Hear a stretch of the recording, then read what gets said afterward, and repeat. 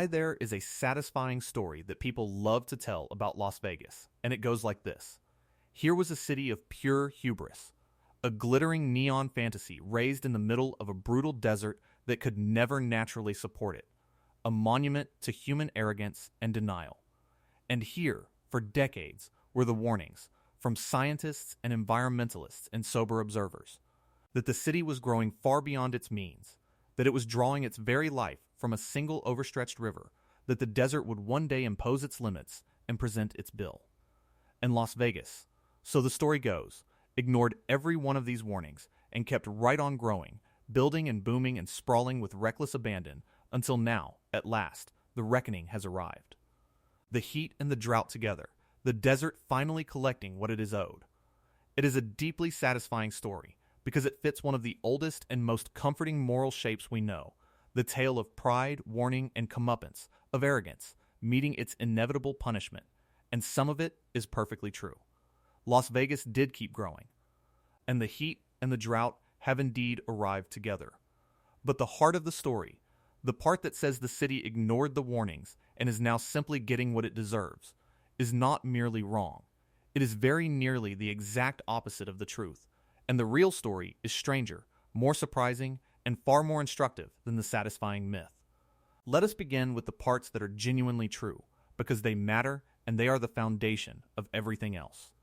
Las Vegas did grow, and it grew spectacularly. From a dusty little railroad town of a couple of thousand people a century ago, it exploded over the following decades into a sprawling metropolis of well over 2 million. One of the fastest growing regions in the entire United States for years on end, spreading its casinos and suburbs and resorts and, yes, its golf courses across the floor of the Mojave Desert in what looked to many like the ultimate act of human defiance against an unforgiving landscape.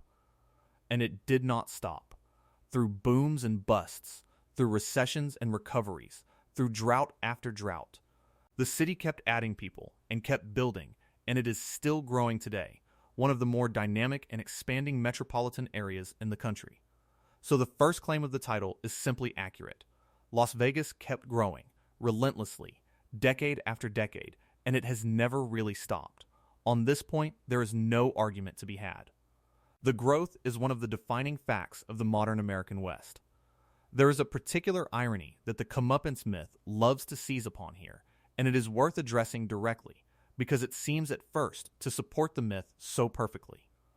Las Vegas, of all places, is famous for its spectacular displays of water in the middle of the desert, the great dancing fountains outside its resorts, the artificial lakes and canals, the lush green of its golf courses, the whole flamboyant performance of aquatic abundance staged in one of the driest places in North America. To a critic, this looks like the very picture of desert hubris, a city so arrogant it flaunts water it does not have. But the reality is more complicated and once again cuts against the easy myth. Much of that visible water is not the drain it appears to be. The famous fountains use water that is recirculated, not continuously consumed, and they draw on sources separate from the drinking supply. And crucially, the truly enormous water use in any desert city is not the showy fountains at all, but the invisible, ordinary business of outdoor irrigation. The watering of lawns and landscaping across hundreds of thousands of homes, which is exactly what Las Vegas has attacked so aggressively by banning ornamental grass. So the flashy water displays that seem to prove the city's arrogance are, in fact, a relatively minor part of its consumption, while the genuinely large use, outdoor irrigation, is precisely what the city has worked hardest to slash.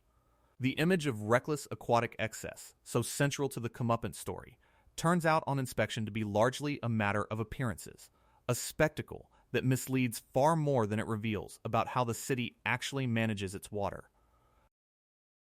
And the warnings were real too, and they were serious, and in their basic thrust, they were correct. For decades, thoughtful people looked at Las Vegas and saw a civilization being built on a dangerously narrow foundation. They pointed out that the city drew almost all of its water from a single source, the Colorado River, a river that was over-allocated, overstressed, and increasingly threatened by drought and a warming climate. They warned that the city's explosive growth was outrunning the reliable supply of that water, that it was betting its future on a resource that could not be counted on, that the desert would eventually impose hard limits on how many people could live there and how much they could consume. These were not foolish or alarmist warnings. They were grounded in real hydrology and real climate science, and their fundamental insight that Las Vegas sits in a genuinely precarious position with respect to water was and remains entirely correct. The city really is drawing its lifeblood from a shrinking river in a warming desert, and that really is a serious long-term vulnerability. The warnings, in their essential substance, were right.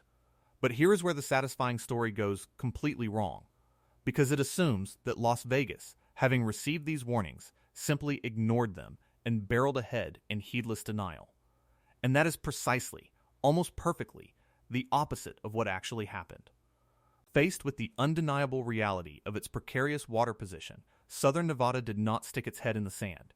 It became, instead, one of the most aggressive and successful water conservers in the entire world, responding to the warnings not with denial, but with a sustained, serious, and remarkably effective campaign to transform how it used water.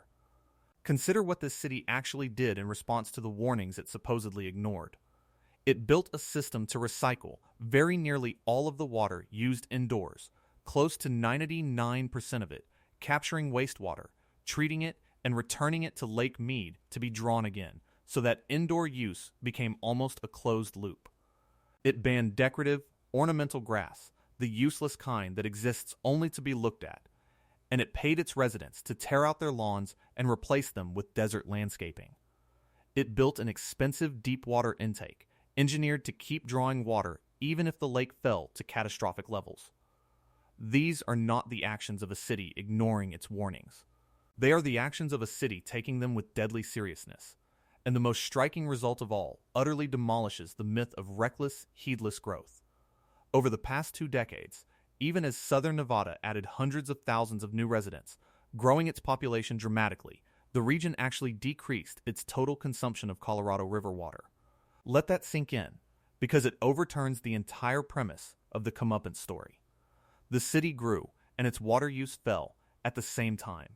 It broke the link that everyone assumes is unbreakable, the seemingly iron connection between more people and more water, and it did so precisely because it heeded the warnings it is accused of ignoring. This is the opposite of reckless growth and denial of limits. It is growth deliberately and successfully decoupled from the resource that constrains it, growth made possible only by taking the warnings seriously enough to fundamentally reinvent how the city used its water. The Las Vegas of the comeuppance myth, growing fat and heedless, while the desert prepared its revenge, simply does not exist. The real Las Vegas heard the warnings and responded with one of the most impressive feats of resource conservation any modern city has ever achieved. It is worth pausing to appreciate just how counterintuitive and difficult this achievement really was, because it runs against one of the deepest assumptions we hold about growth. We tend to believe, almost instinctively, that a growing city must consume ever more of everything, that more people inevitably means more water, more energy, more of every resource, in a straight line upward without end. This assumption is so ingrained that we rarely question it, and it underlies the entire logic of the comeuppance story, which takes for granted that a growing desert city must be an ever thirstier one, drinking itself toward catastrophe. But Las Vegas proved that this assumption, however natural, is not an iron law. By reinventing how it used water at every level, in homes and businesses and public spaces, and by relentlessly attacking waste, the city managed to add a huge number of new residents, while the total amount of water it drew from the river actually went down. This is genuinely hard to do, and it required sustained political will, real public investment, changes to law and habit and landscape, and years of persistent effort. It did not happen by accident, and it did not happen because the desert was generous. It happened because a community decided, deliberately, to break the link between its growth and its thirst, and then did the difficult work of actually breaking it. That accomplishment deserves to be understood clearly and honestly, not erased by a myth that insists the city must have been recklessly consuming all along. The truth is more impressive and more useful than the fiction. Why does getting this right matter so much? Because the satisfying story of hubris punished, emotionally gratifying as it is, obscures the real and far more useful lesson that the actual history of Las Vegas has to teach. If you believe the myth, the lesson is simple and familiar. Pride goeth before a fall. The arrogant are always punished. And the moral is essentially to feel superior to the foolish city that ignored what it was told. But that lesson is false, because the premise is false. And worse, it teaches exactly the wrong thing.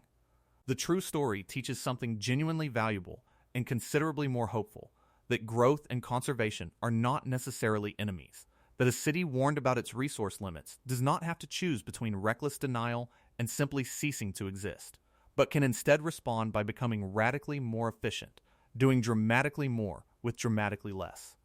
That is a lesson worth learning, a lesson with real application to a resource-constrained world, and it is completely invisible to anyone who insists on telling the story as a morality play about punished arrogance.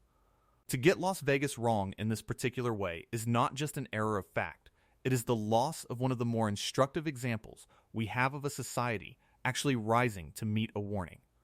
Now, having thoroughly demolished the comeuppance myth, we must be equally honest about the other half of the title, which is entirely true and must not be minimized. The heat and the drought are here, together, right now, and they constitute a real and serious reckoning. This is no myth. As the desert bakes under record-setting heat, Lake Mead, the reservoir that is the source of nearly all the city's water, sits at or near the lowest level it has ever reached, and the two crises are directly linked, because the ferocious heat accelerates the evaporation that is helping to drain the reservoir. So a genuine convergence of the two great desert threats really has arrived, and Las Vegas really does face it now, in real time. The warnings were not wrong, that a hard reckoning would eventually come to the desert southwest. That reckoning has, in fact, arrived. The city is not being spared the crisis. What is false is only the claim that the city ignored the warnings and now stands helpless before the consequences of its own recklessness. The crisis is real. The story of who caused it and how the city prepared is what the myth gets wrong. Which brings us to the real question, the genuinely open and unresolved one, which is far more interesting than the false question of whether Las Vegas is being punished for its arrogance. The true question is this: can even the most impressive adaptation keep pace with a warming, drying future? Las Vegas has bought itself an enormous amount of resilience through its conservation, more than almost any other city in the West, and its taps are not about to run dry.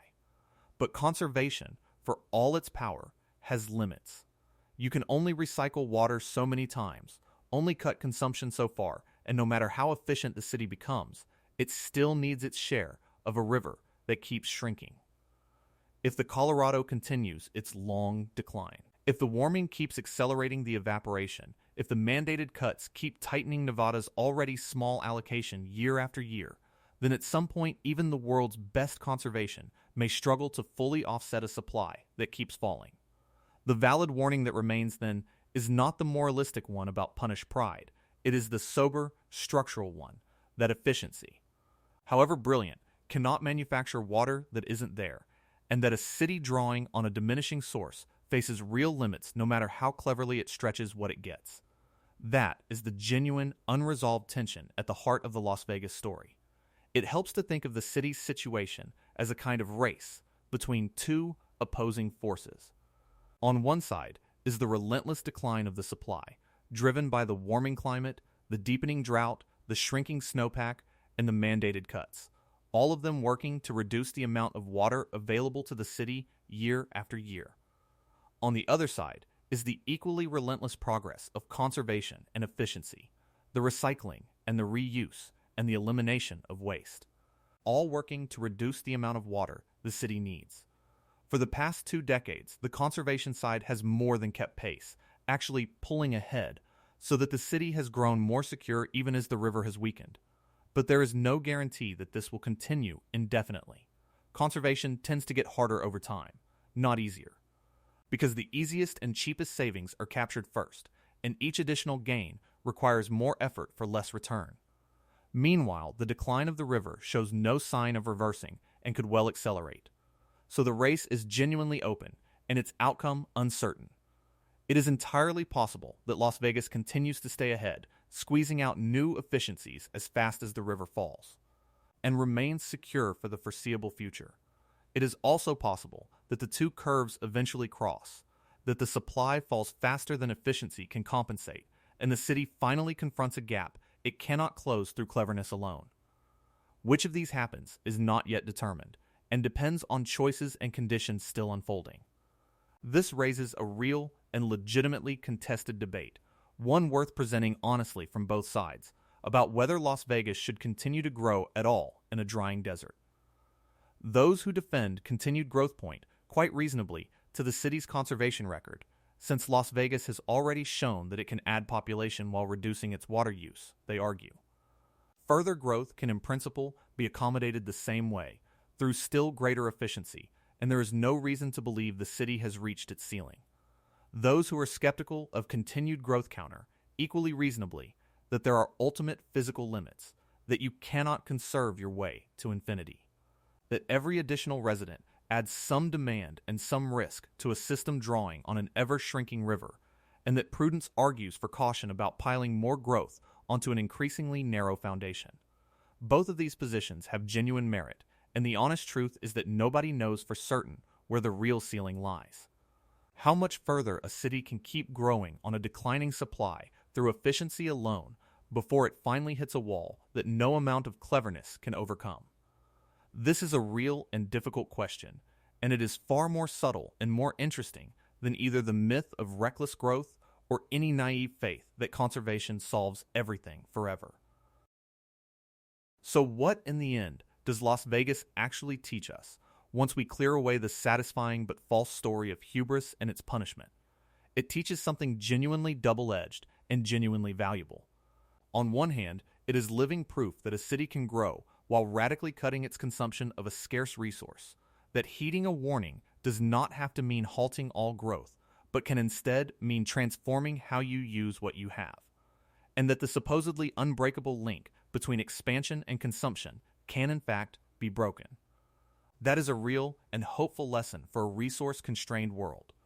On the other hand, Las Vegas is also a live and unfinished experiment in whether even that impressive achievement can ultimately keep pace with a worsening climate and a shrinking source, a test whose outcome is not yet known and may not be for years. It is, at once.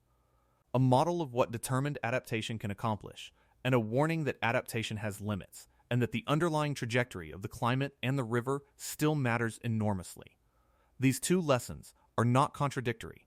They are the two true halves of a single, complicated, honest story, and both are worth taking seriously. And this is precisely why the real story of Las Vegas matters so far beyond the Nevada desert, because the question it embodies is one that the entire world is beginning to face.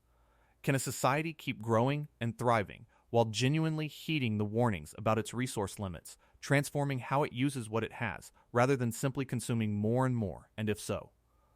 How far can that transformation be pushed before it meets a hard limit? Las Vegas offers a hopeful partial answer, that the decoupling of growth from resource use is genuinely possible and can be carried remarkably far, and it offers a sobering caveat at the same time, that such efficiency has its limits and cannot indefinitely defy an underlying source that keeps shrinking. As more and more places around the world confront their own resource ceilings, their own warnings about water and energy and land, the Las Vegas experiment, to grow and conserve at once, and to discover whether it is enough, is a preview of a choice and a test that is coming for a great many of them. The lesson is neither the simplistic don't grow, nor the complacent growth is fine.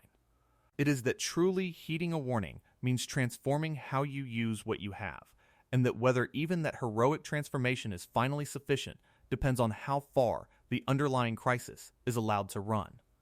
So let us return at the end to the claim we began with and answer it with the honesty it deserves. Did Las Vegas keep growing through every warning, and are the heat and drought now here together? The second half is simply true. The heat and the drought have indeed arrived together, a real and serious convergence, and Las Vegas faces it right now. And yes, the city did keep growing. But the story the title quietly implies, of a reckless and heedless city that ignored the warnings and is now receiving its just comeuppance, is very nearly the exact opposite of the truth. Las Vegas kept growing not by ignoring the warnings, but by heeding them more seriously than almost any city in America, recycling nearly all its water, reaching deep into its failing lake, tearing out its lawns, and cutting its total consumption even as it added hundreds of thousands of people. It meets the arriving reckoning, not as a heedless city awaiting punishment, but as very likely the single best prepared major city in the West. The real and genuinely unresolved question is not whether Las Vegas will be punished for a recklessness it never actually displayed, but whether even its remarkable preparation can keep pace with a warming climate and a shrinking river. Whether efficiency can be stretched far enough to offset a supply that keeps declining, and whether there is, in the end, a limit to how far any city can grow on a diminishing source. That is the honest story, not hubris meeting its comeuppance, but foresight meeting its hardest test, a city that heeded the warnings and grew anyway, now discovering in real time and against a shifting climate. Whether heeding them was enough,